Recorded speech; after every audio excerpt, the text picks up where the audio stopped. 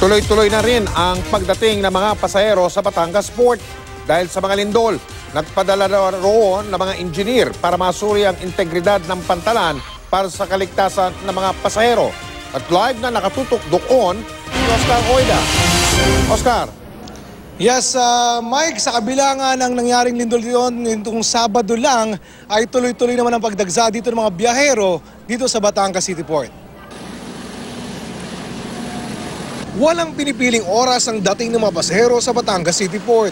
Madaling araw pa lang, pila na rin ng mga sakyang isasampa sa Roro. Sa tala ng Philippine Ports Authority, umabot ng mahigit 1,500 na sasakyan ang naisakay sa Roro kahapon.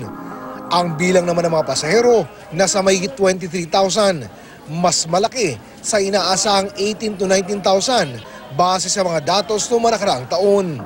Mas mahigpit ang ipinapatupad na pagbabantay. Bukod sa mga security personnel ng pantalan at mga pulis, nakakalat din ang mga kagawad ng Philippine Coast Guard at kanilang K9 units.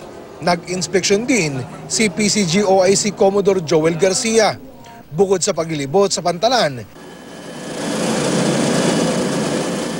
nagsagawa pa siya ng aerial inspection sa lugar. Tinignang maigi ang mga bumabiyahing barko at tiniyak na nagpapatrolya ang mga tauhan niya. Sadya raw pinaigting ang pagbabantay dahil bukod sa Semana Santa, hindi raw nila binabaliwala ang inilabas sa travel advisory ng ibang bansa. Alam nila na sa Visayas ay mataas ang threat o ang risk. But then again, hindi ibig sabihin sa Kamaynilaan ay wala pong threat at risk. Lambor pa nga na paigtingin po natin ang ating seguridad sa buong kapuluan. Dahil lalo-lalo na po na vulnerable po tayo ngayon dahil po yung mga kababayan po natin ay umuuwi po sa probinsya at nagtatravel po sila. Tiniyak naman ng Asian Terminal Incorporated o ATI ang namamahala ng Batangas City Port na may sapat silang biyahe, lalo na patungong Calapan at Puerto Galera.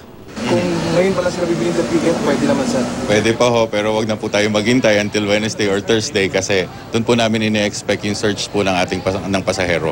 Pagkatapos din daw ng lindol noong Sabado, nag-deploy agad sila ng mga engineers para ma-check ang integrity ng Batangas Port.